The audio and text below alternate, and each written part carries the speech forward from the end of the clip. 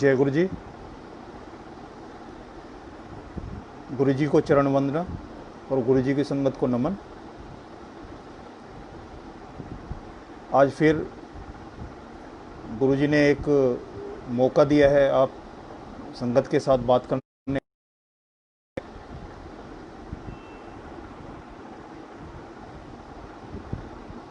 गुरु जी के यहाँ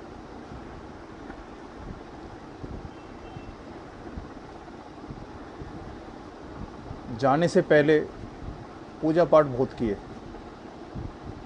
बहुत व्रत किए, ताबीज़, अंगूठी, नग, ये सब कुछ किया। लेकिन उनके दर पे जाने के बाद ये सब कुछ ख़त्म हो गया। मैं 2006 में गुरु जी के पास जुड़ा। तो जो मेरे ऑफिस में आंटी थे जिनकी अपनी प्रॉब्लम थी, उनके साथ मैं तांत्रिकों के पास भी गया और कई जगह गया।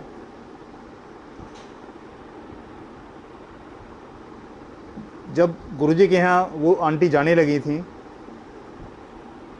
तो साथ साथ वो पंडितों के पास और उनके पास भी घूम रही थी। तो वो किसी पंडित ने उनको बता दिया कि भी वो ऐसे ऐसे जो है ना ये नग है चारों लड़कियों का, और उसका नग वो उन्होंने ख़रीदवा दिए मेरे से कंपेल करके। फाइनली वो जो है जब उनको नग काम नहीं आए, उनके सुनार से नहीं जड़े गए, तो वो वापस करने पड़े। और 35,400 के ख़रीदने के बाद वो 30,000 रुपये उसने वापस किए। ये एक मैं पहले भी सत्संग में सुना सकूँ। गुरु जी के साथ जो एक्सपीरियंस है उसमें 31 दिसंबर 2006 के फंक्शन की सेवाएं चल रही थी। तो उस समय गुरु जी ने कुछ संगत को जो है डांस करने के लिए बोला था फंक्शन में। तो रिंकू भैया जो थे, रिंकू मेहता जो हैं, उन्होंने भी अपनी डांस पार्टी की थी, उसमें किया था जो आजकल उसमें चल रहा है। और कुछ बच्चे थे जिनको गुरुजी ने आज्ञा दी थी। तो वो जब वहाँ रिहर्सल करते थे तो कोई गुड़गांव से था, तो ऑल ओवर जो है दिल्ली से लगभग जो है ना बच्चे थे उसमें जो शामिल हो रहे थे। तो उनको एक स्पेसिफिक जगह नहीं मिल रही थी कि वो डांस प्रैक्टिस कहाँ करें। तो एट लास्ट उन्होंने जो है डिसाइड किया है कि मंदिर सबके लिए कन्वीनियंट है, कि सारे मंदिर तो कम से कम आ सकते हैं एटलीस्ट, बाकी किसी के घर में इतना स्पेस नहीं है या कोई बाहर कोई हॉल वगैरह किराए पे ले उसको वो भी फैसिलिटी अवेलेबल नहीं थी। तो उन्होंने जो है अपना गुरुजी के मंदिर में ही जो है डांस प्रैक्टिस की वो शुरुआत की। और नीचे जो लंगर हॉल है उसमें वो डांस प्रैक्टिस किया करते थे।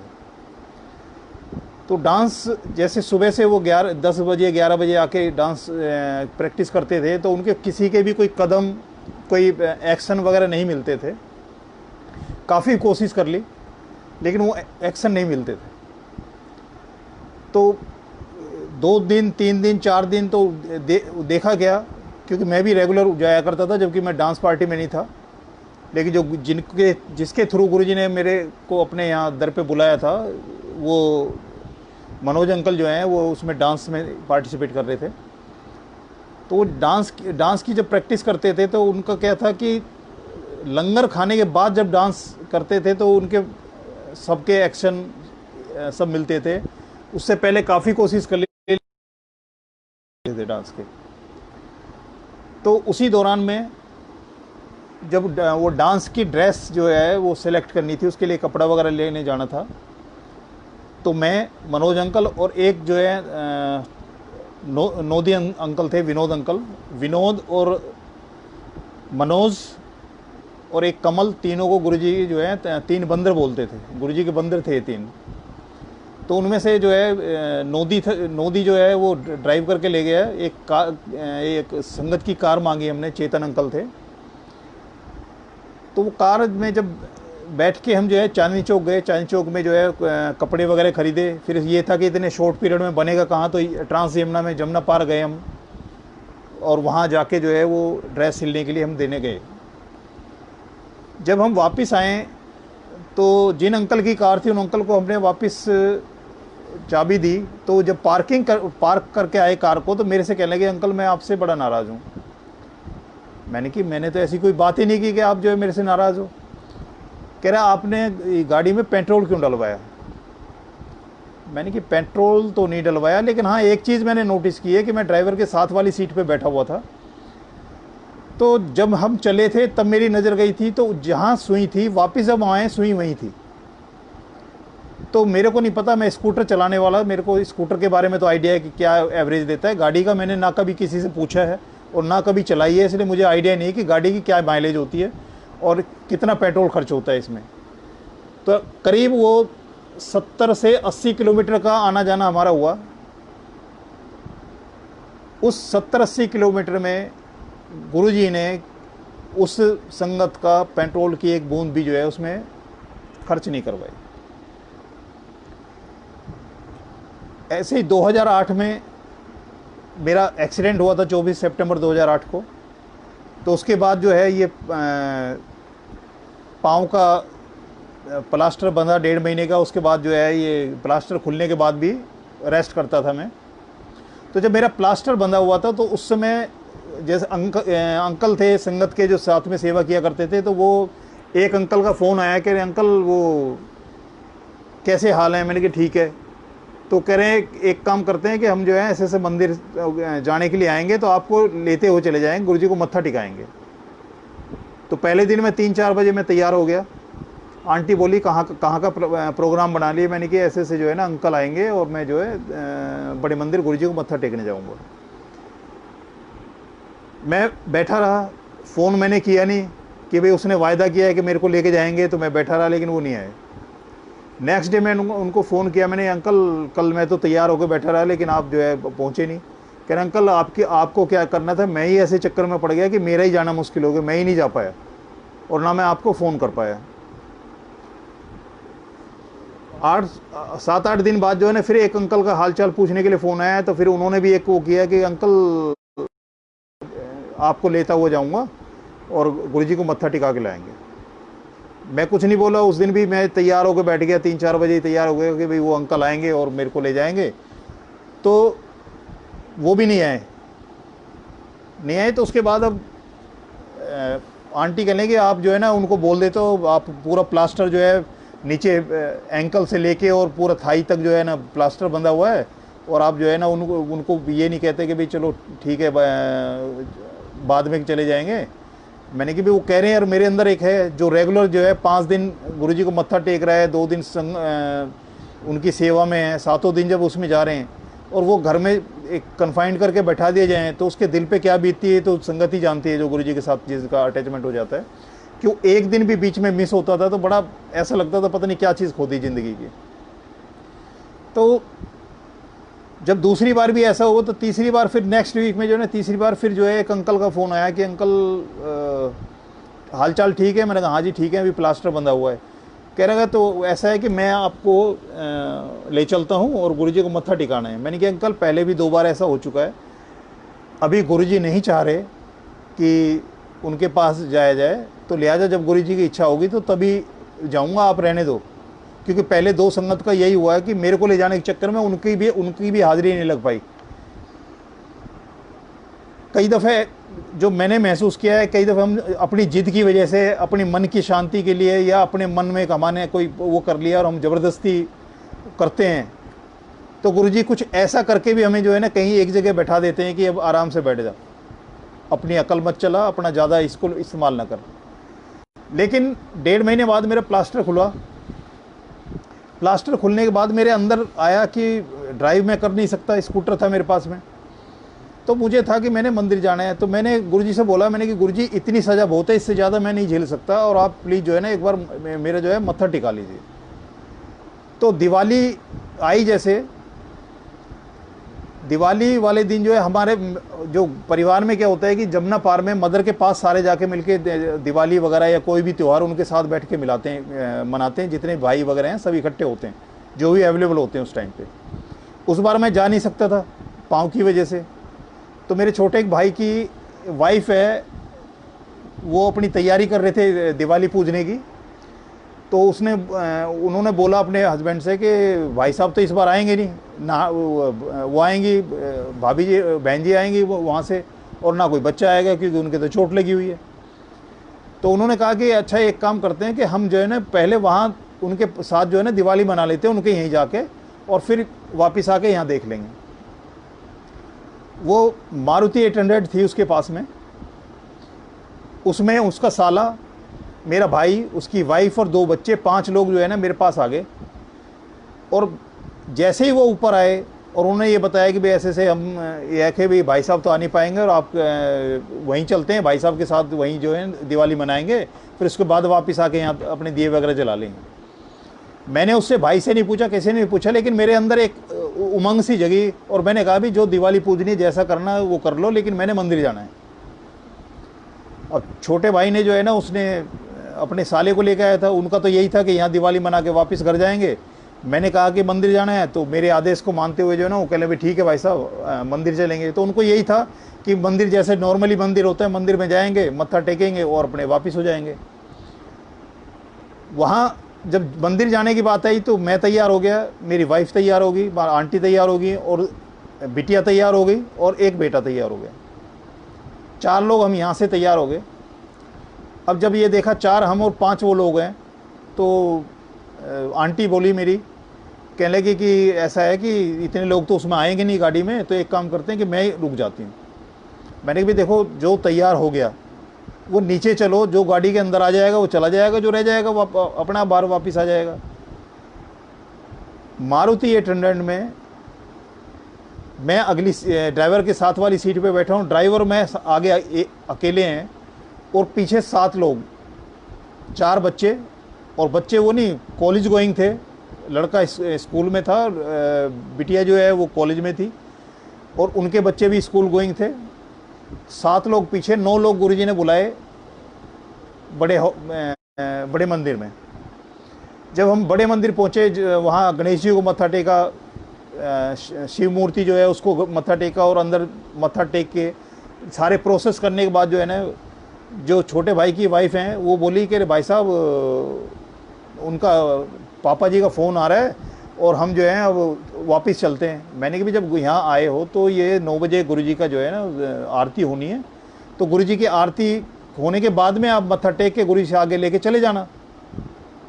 तो वो कहने लगे नहीं, बार बार उनका फ़ोन आ रहा है और ये भाई को मैं ले आई हूँ, तो इसकी वजह से जब तक ये नहीं जाएगा तो उनकी दिवाली नहीं मनेगी। तो मैंने कि जब ज़्यादा उन्होंने कहा था, मैंने कहा भी ठीक है आप चल निकल जाओ, कोई बात नहीं। मैंने तो उनको बोल दिया जाने के लिए कि भी मत्था टेको और निकल जाओ।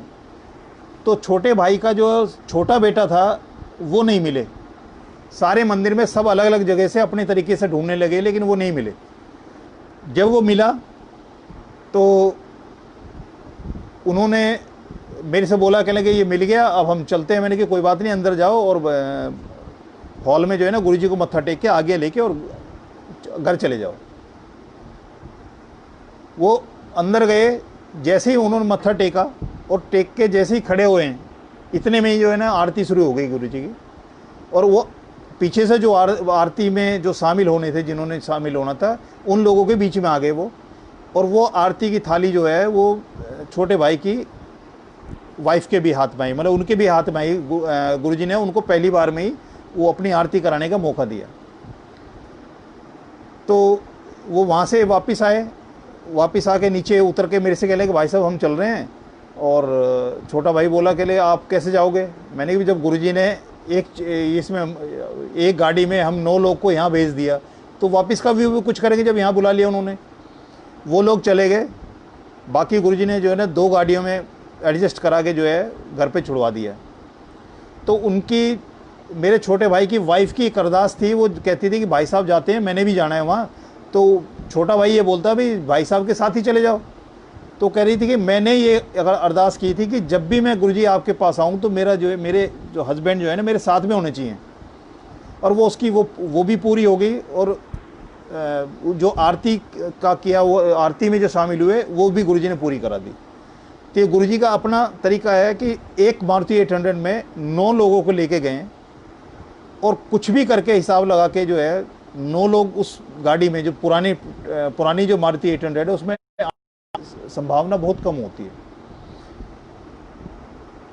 इसी दौरान एक बार होली के बीच में जो है वहाँ सेवा कर रहे थे अंदर, तो सेवा करते हुए जो है जो शिव मूर्ति गुरु जी ने, जहाँ पीछे गणेश जी के वो उसके नानक देव जी के जो है ना दर्शन लगे हुए हैं, उसके जो आगे जो ब्रास की मूर्ति रखी हुई है, उस मूर्ति में ब्रासो लगा के जो है सफाई कर रहे थे उसमें, मतलब सूखे कपड़े से उसको रगड़ रहे थे साइन के लिए। तो वो देखते देखते क्या हुआ कि कहीं ऐसी लाल कलर दिखाई दिया, लाल कलर के जो है ना डॉट दिखाई दिए। तो वो दिखाया तो पोंछने की कोशिश की, तो इतने वो लाल को पोंछने इतने जो है ना हरे कहीं दिखाई देने लगे, कहीं केसर रंग दिखाई देने लगा। तो जो जितनी संगतवा जो सेवा कर रही थी, वो सेवा करते करते जब वहाँ सारे इकट्ठे हुए, दिखाया कि ये सामने आंखों के देखते देखते जो है उस मूर्ति के अंदर जो है ना सब तरह के कलर जो है उसमें उभरने लगे। तो हम आपस में बात करने लगे, मैंने कि ये तो गुरुजी जो ना होली खेल रहे हैं हमारे साथ में, तो बात आई गई होगी।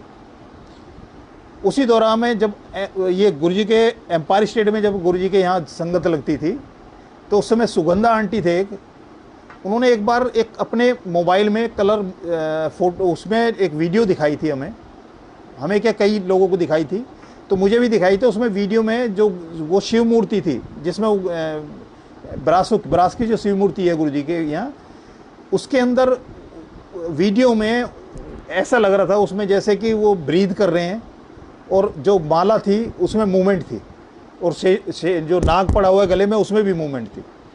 तो हमने कईयों ने देखा। उसके बाद में उन्होंने एक दिन आके बताया, वहीं सेवा में थे वो, उनकी आंटी थी और वो सेवा में हुआ करते थे, जल प्रसाद, हैंड वॉश और जोड़ाघर वगैरह में, जो एम्पायर स्टेट में। तो एक दिन वो सुगंधा आंटी ने बताया कि ये जो मोबाइल में मैंने दिखाया था, और ये जो है क्रैश हो गया, सब कुछ ख़त्म हो गया मोबाइल से। तो हमने कहा कि गुरुजी ने जिस पर्पज़ के लिए इसको रखा था, वो पर्पज़ ख़त्म हो गया, तो इसका काम ही ख़त्म हो गया, चला गया। तो मेरे दिल में एक वो आया कि काश मेरे पास भी कोई कलर मोबाइल होता और इस तरह की मैं भी कोई वीडियो या फ़ोटो बना लेता। तो वो एक इच्छा मेरे अंदर जागृत हुई। बेंगलोर से मेरे साथ सबसे छोटे वाला भाई जो है वो बेंगलोर से आया हुआ था दिल्ली। तो मैं उसको कहने लगा कि मैं वो जो है एक कलर मोबाइल जो है ना, जिसमें वीडियो वगैरह बन जाती है, फ़ोटो वगैरह खिंच जाते हैं, तो वो मैं लेने की सोच रहा था। तो उसने क्या किया कि मेरे बिना कहे जो है उसने अपनी जेब से मोबाइल निकाला अपना, और उसने अपनी सिम निकाल के अलग कर ली और मेरी सिम उसमें डाल के लो भाई साहब ले जाओ। मैंने वो मोबाइल अपने साथ रखना शुरू कर दिया। तो नया नया जैसे कोई चीज़ होती है तो उसका ज़रा हौस अलग होती है उसकी। तो मैं जहाँ भी कहीं मौका मिलता था मैं उसको जो है ना क्लिक करता था या वीडियो बनाता था। ये मेरे एक आदत में शामिल हो गए नए नए उसके। इसमें बड़े मंदिर में एक बार सेवा कर रहे थे, तो मेरे दिल में वही आया अंदर कि वो उसकी जो सुगंधा आंटी की जो फ़ोन में देखा था मैंने, तो मुझे लगा मैं कि ऐसे कहीं लगता होगा। तो मैंने भी मोबाइल उसके सामने मैंने लगाया। तो मोबाइल लगाया तो जैसे ही मैं उसमें देखता हूँ उसके थ्रू, तो जो सुगंधा आंटी के फ़ोन में मेरे दिखाई दे रहा था, तो ऐसे लग रहा है जैसे वो सांस ले रहे हैं। जो ब्रास की शिव मूर्ति है उसमें ऐसे है जैसे ब्रीथ कर रहे हैं, चेस्ट जो है अप एंड डाउन इस तरह से हो रही है सांस लेने की, और वही मनके जो हैं वो हिल रहे हैं और दिखाई दे रही है। मैंने उसको एक शॉट क्लिक किया मैंने। तो क्लिक करके मैं क्या देखता हूँ कि उसको क्लिक करने के बाद मैंने फ़ोटो देखा था, वो ब्लर आई। तो मुझे लगा कि मेरा हाथ थोड़ा हिल गया होगा। मैंने फिर दोबारा कोशिश करके जो है उसको फिर वो करने लगा। तो दोबारा जब मैं करने लगा तो फिर उसमें वही दिखाई दिया मुझे। तो मैंने उसको नहीं किया, फिर दोबारा मैंने उसको क्लिक नहीं किया। वो सेवा करते करते एक नीचे में गया, तो जहाँ से गुरुजी अपनी गाड़ी खड़ी करके जो है नीचे से जिस रूम से एंट्री करते थे गुरुजी फंक्शंस वगैरह में, तो वहाँ भी एक छोटी सी मूर्ति थी। तो वो हल्का सा टिल्ट है, जैसे संगत बताते हैं कि वो उसमें मूवमेंट होती थी, तो किसी संगत की नज़र पड़ी तो उनका जो सिर वाला हिस्सा थोड़ा सा टिल्ट हुआ है और वहीं रुक गया, वो टिल्ट हुआ। तो मेरे हाथ में मोबाइल था, कोई और तो था नहीं, सेवा करते करते मैंने उसके सामने भी उसकी फ़ोटो लेने की कोशिश की। तो जैसे ही मैंने उसमें थ्रू कैमरे देखा तो जो त्रिशूल था उसमें 3 जोत लपलपाने लगी। तो मेरी समझ में नहीं आया कि ये क्या हो रहा था। अलग करूं मैं उसको तो वही त्रिशूल दिखाई दे रहा है, और जैसे ही मैं उसके सामने लगाऊं तो 3 जोत दिखाई दे रही है। तो क्योंकि पहले मेन हॉल में मैं वो एक्सपीरियंस कर चुका था कि ब्लर फोटो आई थी, और उसमें थ्रू जो देख रहा था उसके अंदर ब्रीथ करना और नाग में मूवमेंट और मन को के हिलने का जो है ना वो चीज़ मेरे को महसूस हो रही थी। तो नीचे आकर वो 3 जो जोत जो मेरे को दिखाई दी उस त्रिशूल की, तो मेरी हिम्मत नहीं पड़ी और मैंने क्लिक करने के बजाय अपना आप ही एग्जिट पे मेरा वो चला गया। तो फिर मैंने गुरुजी को अरदास की कि गुरुजी आपकी आज्ञा नहीं है और अब मैं इसको नहीं कर रहा। तो ये चीज़ मैंने आगे जब सेवा कर रहे थे, फंक्शन की सेवा, तो मैंने अंकल को बताई। तो अपने जेठरा अंकल हैं, बीडी जेठरा अंकल हैं, तो उनसे बात हुई थी। मैंने उनको बताया कि ऐसे ऐसे मेरे साथ हुआ कि वो जो है ना लड़ाई और इस तरह से हुआ। तो वो कहने लगे भाई आपने जो फोटो खींचोगे आपका जो है ना हाथ हिलेगा। तो उन्होंने मेरे से वो मेरा मोबाइल लिया और मोबाइल लेके उन्होंने उसको जैसे ही ऑन करके और फोटो उसके सामने रखा, जब मेन हॉल में जो ब्रास की शिव मूर्ति है उसमें रखा, तो जो मैंने महसूस किया वही उनको लगने लगा। तो उनको लगा कि उनका भी हाथ हिल रहा है। तो उन्होंने कई एंगल से कोशिश की, हाथ को जो है सपोर्ट दे के भी कोशिश की, इवन लेट कर भी जो है उन्होंने कोहनी नीचे रख के भी उसकी कोशिश की, लेकिन वो जो चीज़ थी जो मेरे साथ हुआ वो उनके साथ होने लगा। तो मैंने फिर वो क्लिक करने लगे। मैंने कहा कि गुरुजी की आज्ञा नहीं है, तो इसलिए इसको जो है रहने दो, नहीं इसको नहीं करना। वो रहने दिया।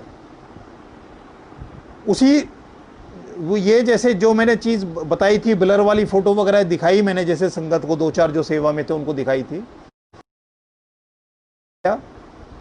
और एक बस के बाद एक उसके लिए स्टैंड के लिए मैंने जो है ना एक दूसरी बस में लटक गया, और लटक के मुश्किल से मिनट नहीं हुआ होगा तो मेरा स्टैंड आ गया और मैं उतर गया। उतर के मैं जैसे ही ऑफिस देखा कि मेरा मोबाइल गायब है। किसी और का नंबर लेके मैंने उसको वो किया, स्विच ऑफ आया। तो मेरे को समझ में आ गया कि उधर सुगंधा आंटी का जो है वो क्रैश हुआ था, और मेरा जिस चीज़ के लिए गुरुजी ने वो मोबाइल मेरे को दिलाया था, जो मेरे अंदर एक जिज्ञासा पैदा हुई थी कि भाई आंटी के उसमें मोबाइल में कैसे जो है ये इस तरह से हो रहा है, तो वो चीज़ मेरे को प्रैक्टिकल करके गुरुजी ने दिखाई। और उस मोबाइल का वो जो पर्पज़ था मेरे पास आने का वो ख़त्म हो गया और मेरे से चला गया वो मोबाइल।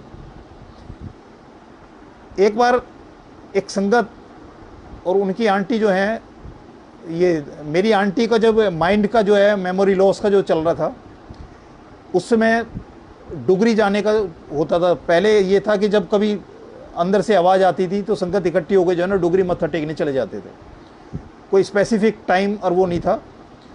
तो ऐसे एक बार प्रोग्राम रहा, तो 3-4 गाड़ियों में जो है 15-16 संगत जो है हम डुगरी के लिए प्रोग्राम बना, तो डुगरी जाने लगे। तो वह उसमें पहली बार एक संगत ऐसी थी जो आंटी और उनकी लड़की बिटिया जो है वो दोनों पहली बार वहाँ डुगरी गए सीधे।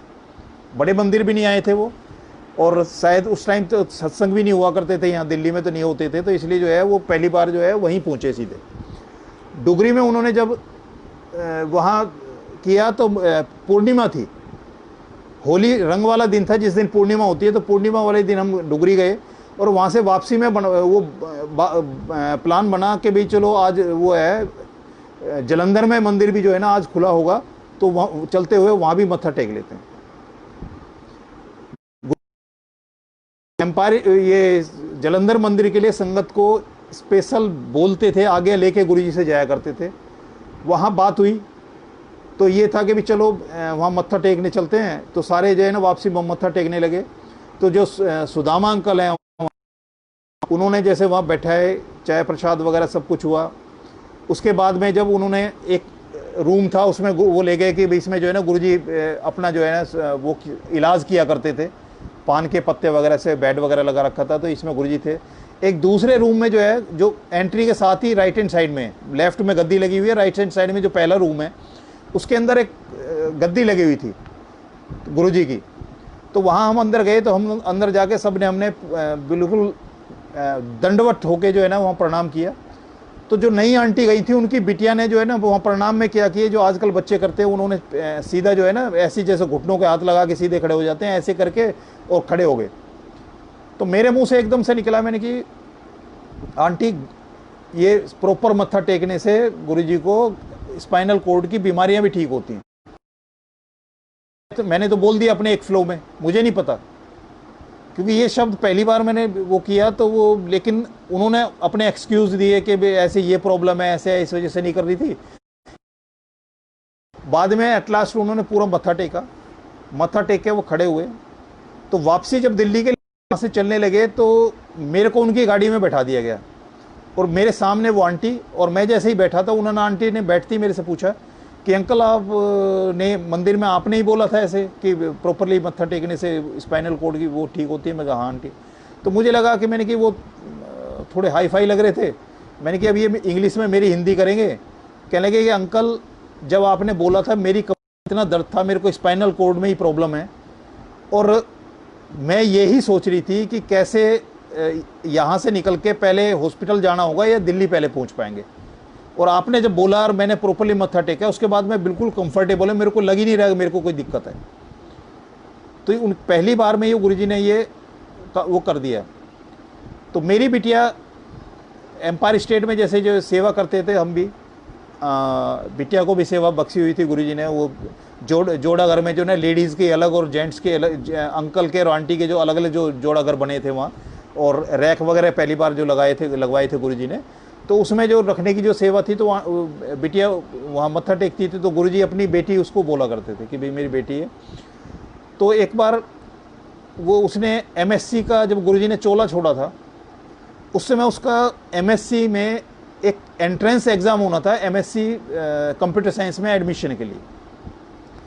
तो वो गुरुजी को पहले बोलती थी कि गुरुजी मैंने जो है एंट्रेंस एग्ज़ाम से न कराना है, तो मेरिट से होगा तो लूँगी, तो अदरवाइज मैं एडमिशन नहीं लूँगी। गुरुजी ने 31 मई को चोला छोड़ दिया। उसी दौरान जब 1 तारीख से 31 मई और 9 तारीख तक जो है ना डेली सुबह से शाम तक हम जो वहाँ जाके गुरुजी के यहाँ हाजिरी दिया करते थे बड़े मंदिर में, और 10 तारीख को भोग लगा था गुरुजी का डुगरी में।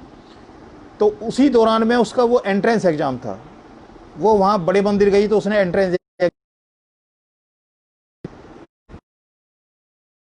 तो दिया नहीं। अब मेरिट का उसको पता नहीं था कि मेरिट का क्या है। एक दिन उसको फ़ोन आता है दिल्ली यूनिवर्सिटी के एक किसी नंबर से, ये भी नहीं पता कि वो दिल्ली यूनिवर्सिटी से कहाँ से है। उसने बताया कि हम ऐसे दिल्ली यूनिवर्सिटी से बोल रहे हैं, और आपका जो है मेरिट के बेस पे जो है एमएससी कंप्यूटर साइंस में आपका वो है कि आपकी जो है 7th रैंक है पूरे यूनिवर्सिटी में, तो आपका जो है ना एडमिशन है, और मंडे को आके जो है ना इतनी फ़ीस जो है ना जमा करा दो, किसी से पूछने की ज़रूरत नहीं है। तो अब उसने मेरे को बताया कि पापा ऐसे लैंडलाइन पे जो है ना ऐसे एक फ़ोन आया था मेरे को दिल्ली यूनिवर्सिटी से, और उसने ये बोला है कि भाई आपका जो है ना और मेरिट से ये एडमिशन है और आपकी 7th रैंक आई है, और मंडे को इतने रुपए लेके जो है ना जमा करा दो, किसी से पूछने की ज़रूरत नहीं है। कोई ये जो है यूनिवर्सिटी वाला कोई किसी को ऐसे अप्रोच करता हो, और उसने फ़ीस भी बता दी और वो भी बता दिया मंडे को आके जमा करा दो, फिर भी हमने कहा कि मैंने कहा चलो देखते हैं, एक बार जाके तो देखते हैं। जब वहाँ गए तो एक्चुअल में जितनी फ़ीस उसने बताई थी फ़ोन पे उतनी फ़ीस थी, उतने पैसे जमा कराए, हमें किसी से पूछने की ज़रूरत नहीं पड़ी। उसका नाम जो है मेरिट से आया हुआ था, जो गुरुजी से उसने अरदास की। अभी उसी दौरान में जब उसने वो करने लगी उसमें, तो एक बार वो सुबह एग्ज़ाम्स के टाइम में उसका क्या होता था कि सुबह जो है वो 4-5 बजे तक सोती थी, और 7-7:30 बजे में उसको जगा के नहला के और स्कूटर पे बैठा के उसको ले जाया करता था।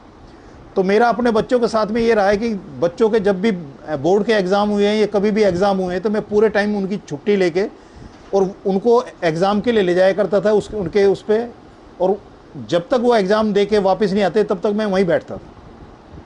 तो उसके साथ भी मेरा यही था कि स्कूटर में मैं बैठा के ले गया जैसे ही, तो रास्ते में उसको झपकी आ गई, तो एक कोई नोट वो पड़ रही थी, वो नोट गिरा, तो वो काफ़ी कागज़ वगैरह रोक के स्कूटर उठाने पड़े। वहाँ गई, वो एग्ज़ाम दिया उसने, पहला एग्ज़ाम था उसका, और एग्ज़ाम देने के जब वापस आ रही थी, थोड़ी रिलैक्स थी, तो झंडेवालान मंदिर से आगे एक ढलान सा पड़ता है, तो वहाँ जब ढलान उतर रहे थे ढलान पे, तो पता नहीं उसको झपकी आई क्या हुआ, और वो मेरे स्कूटर से गिर गई, और उधर ग्रीन लाइट हुई थी। मैं तो आगे निकल गया, मुझे पता नहीं लगा स्कूटर से गिरी, तो मेरे से साथ से किसी ने मेरे को आवाज़ दी कि जी वो आपका बच्चा गिर गया। तो मैंने स्कूटर रोका, और बड़े आराम से मैं पीछे मुड़कर देखा, मैंने स्कूटर रोके तो मैंने देखा कि बस और ट्रैफिक जितना था वो उससे करीब 10 फुट दूर उस ढलान पे बिल्कुल एकदम खड़ा हुआ है, जैसे किसी ने फ्रीज कर दिया। और मैं बड़े आराम से उसको उठाने गया, उठा के मैंने मोटरसाइकिल उस पर स्कूटर पे बैठाया उसको, और मैं कहने लगा बेटे क्या हुआ, कहने लगे कुछ नहीं, और टर्न पे जो है ना ऐसे मैं गिर पड़ी, तो उसके राइट हैंड में जो है ना चोट लगी, काफ़ी चोट लगी। तो मैं घर ले उसको एक नर्सिंग होम में ले गया। नर्सिंग होम में डॉक्टर को दिखाया, उसने टीटी का इंजेक्शन लगाया, पेन किलर का वो लगाया, और उसका हाथ में, पूरे हाथ में पट्टी बांध दी। और हाथ में पट्टी बांधने के बाद जो है ना वो घर आई तो वो रोने लगी, कहने कि पापा ये तो मेरा साल ख़राब हो जाएगा। और कह रहे वैसे तो जो है ना राइटर मिलता है मेरे को, लेकिन जो हम खुद अपने आप लिख सकते हैं वो राइटर से नहीं लिखा सकते। तो मैं कहने लगा मेरे बेटे एक बात बता, कह रहे ये हाथ डॉक्टर ने बोल दिया कि इस हाथ ये आपका हिलेगा भी नहीं और बहुत पेन करेगा, तो पेन तो आप ग्रिप ही नहीं बनेगी आपकी। तो मैंने कोई बात नहीं, एक काम करना कि एब्सेंट होने के बजाय एग्ज़ाम में अटेंड करके उसमें तब फेल हो जाए तो ठीक है, कम से कम पता तो लग जाएगा कि किस तरह का एग्ज़ाम आता है, किस तरह के क्वेश्चंस आते हैं। उसने मेरी बात मान ली। तो एक दिन छोड़ के एक दिन जो है वो एग्ज़ाम होते थे, तो एक दिन छोड़ के जब नेक्स्ट डे गए तो हाथ की उसकी वही पोजीशन थी, पट्टी उसकी बदलवा दी। वहाँ गई वो, तो वो अंदर चली गई एग्ज़ाम देने। मैं अपना जो है पेड़ की छाया के नीचे जो है ना अपने बैठने का ठिकाना बना के लेटने का, और मैं जो है वहाँ बैठ गया। जब एग्ज़ाम ख़त्म होने का टाइम आया तो मैं अपना सब सामान समेट के और मैं जैसे गया उसको रिसीव करने के लिए, तो अंदर से निकलती है तो बहुत ज़ोर से रो रही है और आंसुओं से रो रही है। उसका फ्रंट साइड में जो है ना काफ़ी जो है ना आंसुओं से उसके आंसू पड़े हुए हैं, और रो रही है, आवाज़ से रो रही है। तो मेरे को लगा कि मैंने कि इसको आता सब कुछ है और इससे लिखा नहीं गया होगा, तो इस वजह से ये रो रही है। तो मैंने कहा कोई बात नहीं बेटे, ठीक है, ये साल ऐसे ही चलेगा, कोई बात नहीं है, सब चल ठीक रहेगा। तो उसने मेरे को बताया कि पापा मैं इसलिए नहीं रो रही कि मेरे से एग्ज़ाम छूट गया। कह रहा है कि जैसे ही मैंने पेन खोला था एग्ज़ाम स्टार्ट करने के लिए, क्वेश्चन आंसर लिखने के लिए, तो मेरे हाथ का बिल्कुल ख़त्म हो गया। मेरे को इसमें बिल्कुल भी पेन नहीं थे एकदम, और जैसे ही मैंने पेन, इसमें इतना भयंकर पेन हुआ है कि अब मेरे से रुका नहीं जा रहा, मतलब मेरे चाह के भी मैं अपने रोने को नहीं रोक पा रही। और उसने सारे ही एग्ज़ाम उसी स्टेट में दिए हैं। हाथ में उसके वैसे दर्द रहता था, कुछ नहीं कर पाती थी, लेकिन जब एग्ज़ाम वो लिखने बैठती थी, वो एग्ज़ाम बिल्कुल प्रॉपर लिखे जाते थे, ना हैंड राइटिंग में कोई दिक्कत आती थी और ना उसको वैसी कोई दिक्कत आती थी, पूरे फ्लो में लिखती थी। और हर एग्ज़ाम में यही होता था, उसके बाद में पेन होता था, उस पीरियड में गुरुजी उसको पेन नहीं देते थे। वो सेमिस्टर उसका क्लियर हुआ। उसके बाद उसमें एक बार उसके एक ऐसा कोई सब्जेक्ट था जिसके अंदर उसके हाईएस्ट मार्क्स आए थे। हाईएस्ट इन द सेंस कि उस लेक्चर के टाइम में जितने भी बच्चे उसके हाथ से निकले हैं उनमें सबसे ज़्यादा मार्क्स उसके थे एमएससी के सेमेस्टर में। तो उसके जो कुलीग थे उन्होंने बोला, कहने कि अन्नू जो है ना आप तो वो पार्टी दो। तो उसके मुंह से निकला, कह रहे किस चीज़ की पार्टी दूँ? कह रहे भाई तुम्हारे हाईएस्ट मार्क्स आए। और उसने भी अप्रिशिएट किया है लेक्चरर ने। वो कहने लगे मेरे कौन से 90% मार्क्स आए जो मैं पार्टी दूं? ये बात उसके मुंह से निकली। वेरी नेक्स्ट सेमिस्टर उसके जो मार्क्स उसमें आए सेमिस्टर में, वो आए 90.2%। 90.2% मार्क्स आए। जब गुरुजी के यहाँ एम्पायर स्टेट मत्था टेकने गए तो उसने, गुरुजी ने जो है ना बोला कि मेरी बेटी, जो पंजाबी में बोला कि मेरी बेटी पास हो गई है, तो गुरुजी ने लड्डुओं का एक से संगत को बंटवाया था कि मेरी बेटी पास हो गई है और हो गया। गुरुजी को बताया कुछ नहीं था उसने, बस जाके मत्था ही टेका था। टेकते ही जो है ना गुरुजी ने बोला कि मेरी बेटी पास होगी और उसके हाथ से प्रसाद बंटवाया। तो एक उसी दौरान में एक एग्ज़ाम में कुछ वो पढ़ रही थी घर में और उसको समझ में नहीं आ रहा था कुछ भी। तो एक दिन मेरे को सेवा गुरुजी ने बख्शी, मैं सेवा बड़े हॉल में जो है ना सेवा करने के लिए मैं गया था। तो मैं जब जाने लगा तो वो कहने लगी पापा वो समझ में तो कुछ आ नहीं रहा, पढ़ाई हो नहीं रही मेरी और कल एग्ज़ाम है। तो कहने लगे मैं गुरुजी वहीं मंदिर ही चलती हूँ, मत्था टेक लेती हूँ। मैंने कि चलो भाई। तो उसको ये लगा कि मैं जो है थोड़ी देर में वापस आ जाऊँगा। तो वो चलते चलते मेरे से कहने कि पापा मैं ये बुक्स भी रख लूँ। मैंने कुछ नहीं बोला, मैंने कि रख ले, स्कूटर पे जा रहे हैं कोई बात नहीं, रख लो इसको। वो रख के ले गई। सेवा कुछ ऐसी थोड़ी लंबी हो गई तो उसने बीच में मेरे को आके टोका, पापा कितनी देर में चलोगे, क्योंकि उसको लग रहा था कि भाई वो जो है पढ़ाई करनी है उसने जाके और समझ में कुछ आ नहीं रहा। तो इतने में एक आंटी जो सेवा कर रहे थे, वो आंटी ने बोला बेटे उसको कि अन्नू आंटी क्या हुआ। कह लगे कल मेरा एग्ज़ाम है ऐसे से और मैं तो गुरुजी को मत्था टेकने आई थी और पापा से पूछ रही थी कि कब चलना है। तो वो कह ले कि ले, कह ले कि यहीं पढ़ ले। तो मैं लाई हूँ, मैं यहीं पढ़ लूँ। मैंने कि यहाँ पढ़ ले। तो आंटी ने जो है ना जिस रूम में जो है गुरुजी अंदर से आते थे उस रूम में उसको बैठा दिया अकेले कि भाई जब अंकल सेवा करके सेवा फिनिश होगी तब तुम्हें लेके चलेंगे, इतने अंदर बैठ के पढ़ ले। तो वो अंदर बैठ के अपने पढ़ने लगी, क्या पढ़ा क्या नहीं पढ़ा। अगले दिन एग्ज़ाम हुआ। एग्ज़ाम के बाद उसने मुझे बताया, कह रही पापा जब मैं वहाँ अंदर बैठी थी तो वैसे ही था, जैसे ही मैंने किताब खोली तो जो पन्ना मेरा खुला, रैंडमली जो खुला, उसमें से मेरे को जैसे 8 लाइन मैंने पढ़ी, मैंने बंद कर दी। फिर मैंने कोशिश की, गुरुजी को अरदास की कि गुरुजी समझ में नहीं आया। फिर मैंने कोशिश की, फिर 2.5 लाइन मेरी पढ़ने में आई, ऐसे ही 15 लाइन पढ़ने में आई। 3-4 ऐसी पेज खोला उसने और बंद कर दिया। उससे वहाँ भी वो जो पढ़ने में उसका वो नहीं लगा, कॉन्टीन्यूटी नहीं बनी उसकी और ना समझ में कुछ आया। तो कहने कि पापा लेकिन जैसे ही आज एग्ज़ाम में मैं बैठी हूँ, एग्ज़ाम के पहले जो क्वेश्चन थे 40 नंबर के वो वही थे जो 15 लाइन गुरुजी ने मेरे को दिखा दी, वो जो 8 लाइन दिखा दी, वो जो 2.5 लाइन दिखा दी, वो जितनी थी उसी के 40 थे। वो बिल्कुल ऐसे जैसे बिल्कुल छप गए दिमाग में और मैंने प्रॉपरली किए हैं वो, पहले वही किए हैं सारे क्वेश्चन किए। ये गुरुजी का अपना एक तरीका है। गुरुजी के यहाँ मत्था टेकने के साथ में आपके वो रिश्तेदार, वो परिवार के लोग, वो आपके बिजनेस के जिसके एक पहला सर्किल होता है हमारा कि उनके साथ हमारा कंसर्न होता है। जैसे कहीं एक्सीडेंट रोड पे हो जाता है और हम उसको देखते हैं, अगर वो हमारा जानकार नहीं है तो एक हल्की सी होती है कि वो किसी का जवान चला गया। लेकिन अगर वहाँ हमारा कोई अजीज़ जिसको हम जानते हैं, जिसका हमारे साथ दिल का रिश्ता है, जिसके साथ हमारा उठना बैठना है, अगर वो वहाँ में पड़ा दिखाई दे जाता है तो हमारे कदम वहाँ से हटेंगे नहीं और हम हर कोशिश ये करेंगे कि उसकी उस दिक्कत से उसको बाहर निकाला जाए, उसको हॉस्पिटल ले जाए, मेडिकल एड दिलाई जाए, उसके परिवार के उनको लोगों को उनको बुलाया जाए, जब तक वो ना आए उनके साथ रह जाए, उसके साथ कंसर्न होता है। तो गुरुजी के साथ कंसर्न, जिस संगत के साथ जिसका कंसर्न होता है, गुरुजी उस तक का भी कल्याण करते हैं, भले ही वो गुरुजी के यहाँ उसने मत्था टेका है, गुरुजी के बारे में वो जाना है या नहीं जाना है। एक मेरे ऑफिस के एक कुलीग हैं जो उसकी शादी में मैं उसका धर्म भाई बना था, हिमाचल का लड़का है वो। तो जब मैं गुरुजी के यहाँ जाने लगा तो बहुत जगह ऐसी थी कि वो टाइम, जो टाइम मैं इधर उधर में बिताया करता था, वो टाइम गुरुजी कहते थे 7 बजे का जो टाइम लिया करते थे कि 7 बजे से और रात को सोने से पहले आपके काम ख़त्म होने के बाद और सोने से पहले का एक बीच का एक वैक्यूम पीरियड होता है, आपके पास उसका कोई यूटिलाइजेशन नहीं है। आप कोई टीवी देख के, कोई बाजार में घूम के, कोई इधर उधर करता है, सोने से पहले का एक टाइम करता है। तो गुरुजी कहते हैं कि वो टाइम जिसका तुम्हारे पास कोई यूज़ नहीं है, प्रॉपर यूज़ नहीं है, वो मुझे दे दो। और एक दूसरा ये था कि आप जिस कर्म, आपके जो लकीरों में, जो हाथ की लकीरों में लिखा के लाए को ये कर्म आपने करना है, उसको पूरी ईमानदारी से निभाओ।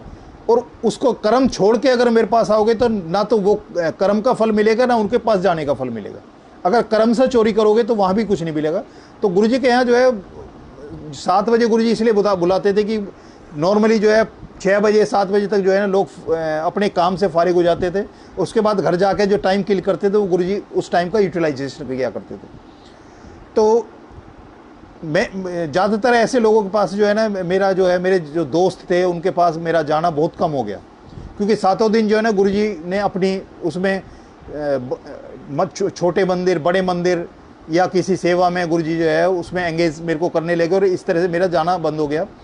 एक दिन मेरे को फ़ोन पे उससे पता लगा, दोस्त से, जो मेरा धर्म भाई है, कि उनके मदर जो है हिमाचल से आए हुए हैं और वो बीमार हैं, काफ़ी बीमार हैं और क्रिटिकल पोजीशन है। तो मैं उनके मिलने गया, उनकी मम्मी से। तो मैंने देखा कि उन्होंने बताया मेरे को कि उनके पाँव में एक घाव हो गया है और अंदर से इतना गहरा घाव, पूरी की पूरी दवाई में भिगो के जो है ना उसके अंदर घुसाया करते हैं डॉक्टर। तो मेरे दोस्त ने बताया कि वो डॉक्टर ने बोला है कि ये पाँव जो है ना काटना पड़ेगा, अदरवाइज ये अंदर से ऐसे ही गलना शुरू हो गया तो जो है ये पूरे शरीर में फैल जाएगा। मेरे अंदर से गुरुजी ने एक आवाज़ दी, तो मेरे पास जो है गुरुजी की जो क्लिप करने वाली जो है एक फ़ोटो थी मेरे पास, जो गुरुजी ने बख्शी थी। वो पहली बार जब मैं मंदिर गया था और मैंने जो अरदास की थी उस समय जो वो क्लिप वाली थी वही दर्शन थे गुरुजी के। तो मैंने उन आंटी को दिया, मैंने कहा आंटी आपको जो भी दिक्कत है, जो भी दर्द है, जो भी परेशानी है, गुरुजी को बताना, मेरे गुरुजी हैं और ये आपका ख्याल रखेंगे। और यहाँ तक भी मैंने उनको बोला कि जहाँ जहाँ आपको दर्द है, अगर आपके पाँव में दर्द है तो गुरुजी की फ़ोटो को जो है ना ऐसे उनको लगा देना वहाँ। मैं उनको देके चलाया। उसके बाद मेरा लिंक इतना नहीं रहा कि मैं उसके दोस्त से मैं वो बात करूँ उस बारे में या उन आंटी के बारे में कुछ पूछूं। एक दिन मैंने उसको फ़ोन किया तो उसने बताया कि मैं जो है ना अपने गांव आया हुआ हूँ, लेकिन उसने ये नहीं बताया कि मेरी मदर एक्सपायर हो गए और उनकी क्रिया वगैरह करके मैं उसके लिए गाँव आया हूँ। उसके ऑफिस के एक साथी जो था, जहाँ उसकी पोस्टिंग थी, वहाँ मेरी एक बार बात हुई उसी दौरान में। तो उसने मुझे बताया कि भाई ऐसे ऐसे उनके सर के जो है ना मदर एक्सपायर हो गए और उसके लिए वहाँ गए। तो बीइंग धर्म भाई जो है ना, वैसे तो बनता था कि उसका कि मेरे को भी इन्फॉर्म करेगा उसने, लेकिन मेरे को बताया नहीं। ये गुरुजी की रजा थी, गुरुजी की मर्जी थी कि उसने मेरे को इंटीमेट नहीं किया। जबकि उनके यहाँ ये चीज़ है कि धर्म भाई जो होता है उसके हर अच्छे बुरे काम में सबसे पहले वो खड़ा मिलता है, लेकिन उसने मुझे बताया नहीं। जब वो दिल्ली वापस आया तो मैं उससे मिलने गया। जब मैं मिलने गया तो मुझे लगा कि वो जो आंटी का पाँव में जो गैंग्रीन हो गया था और घाव हो रहा था और वही इतना बढ़ गया होगा, उसकी वजह से उनकी डेथ हुई होगी। लेकिन उनकी वाइफ ने और उन्होंने बताया कि जी भाई साहब, उनकी डेथ जो हुई है वो नॉर्मल हुई है, और वो जो घाव था जब गुरुजी के दर्शन उनके पास पहुँचे तो उसके 10-15 दिन में ही वो हील अप हो गए थे और पूरा घाव ठीक हो गया था। और वो ठीक हो गए, दिल्ली से वहाँ गए थे और अब जो मौत हुई है उनकी नेचुरल मौत हुई है। तो मेरे को बहुत अंदर से वो हुआ कि गुरुजी ने इतनी उनकी रक्षा की कि वो घाव और पाँव कटने से भी बचाया, उनको इतनी ज़िंदगी भी दी, अब नॉर्मल ये होके गए हैं। उसके साथ में उन्होंने बताया कि वो एक और चीज़ जो बताई उनकी आंटी ने, दोस्त की वाइफ ने, कि भाई साहब वो जो फ़ोटो आप दे के गए थे गुरुजी की, वो फ़ोटो उनसे वो कभी अपने से अलग नहीं करते थे। और उन्होंने अगर थोड़ी देर के लिए भी इधर उधर हो जाती थी, जैसे वॉशरूम वगैरह कहीं गए तो वो रख के जाते हैं, और कोई बच्चा ले जाए या कोई इधर उधर चले जाए तो वो बड़े बेचैन हो जाते थे। और वो उस फोटो को ढूंढते, जब तक उनको वो गुरुजी की फ़ोटो नहीं मिलती थी तब तक उनको उनकी बेचैनी ख़त्म नहीं होती थी। मुझे नहीं पता, उन्होंने भी कभी नहीं पूछा अपनी मदर से कि भाई उनके साथ क्या गुरुजी का एक्सपीरियंस रहा है, गुरुजी ने क्या ऐसा किया कि वो मरते दम तक वो अपने साथ गुरुजी को रखते थे। और उन्होंने ये भी बताया कि लास्ट में जब उनकी डेथ हुई है तब भी गुरुजी के दर्शन उनकी मुट्ठी में थे, और उनकी चिता में भी जो है ना गुरुजी की फ़ोटो उनके साथ ही गई है। बात वो तब तक ना तो मैं जो गुरुजी के सत्संग मेरे को गुरुजी सुनवाया करते थे, मैं आगे जहाँ भी बैठता था मैं एक अंदर से आवाज़ आती थी और मैं बता दिया करता था, उतना ही था। ना वो गुरुजी के यहाँ कभी आए थे, ना कोई सत्संग अटेंड किया था। ये ऐसी सिलसिला चलता रहा। गुरुजी को पता है कि मैं उसका धर्म भाई हूँ, वो मेरे को मानता है नहीं मानता, लेकिन मेरे अंदर एक एहसास था कि भाई उसके हर अच्छे बुरे में मेरे को खड़ा होना चाहिए। तो गुरुजी को ये पता था कि इसके दुख से मेरे को दुख निकलना है, तो उनकी मदर का कल्याण किया और उनका भी कल्याण किया। और पिछले 2 साल पहले उसकी खुद हालत ऐसी होगी कि बेड रिडन हो गया और बड़ी मुश्किल से उसका जो है खाना पीना भी उसका बंद हो गया। तो उनकी बिटिया जो बड़ी हो गई वो यहीं उत्तम नगर में एक स्कूल में आने लगी, और उसके स्कूल में जो टीचर है उसकी कोई कुलीग थी, वो गुरुजी की संगत थी। तो उसने अपने पापा के बारे में बताया, तो उन्होंने बताया कि भाई ऐसे ऐसे हमारे गुरुजी हैं और वहाँ भाटी माइंस में हैं और वहाँ ले जाओ। तो पहली बार वो जब वहाँ उनको लेके गई, वहाँ जाके उन्होंने मत्था टेका, तो वो उसने बताया कि पहली बार जब गई तो वहाँ जो चाय प्रसाद मिला, वो चाय प्रसाद भी उसको अंदर एक घूंट करना बड़ा मुश्किल हो गया, पूरा उससे पिया नहीं गया।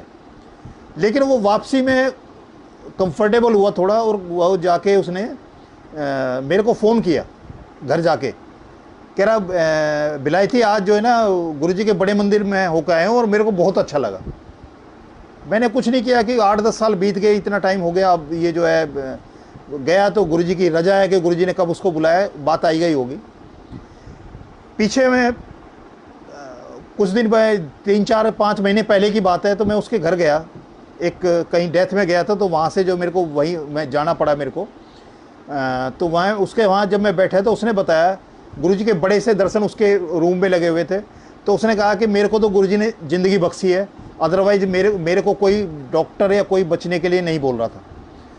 साथ में उसने एक और चीज़ बताई कि उनकी एक सिस्टर हैं जो ब्लाइंड हैं, बाई बर्थ ब्लाइंड हैं, और उनके हस्बैंड भी बाई बर्थ ब्लाइंड हैं, और उनको एक 8 साल का लड़का है।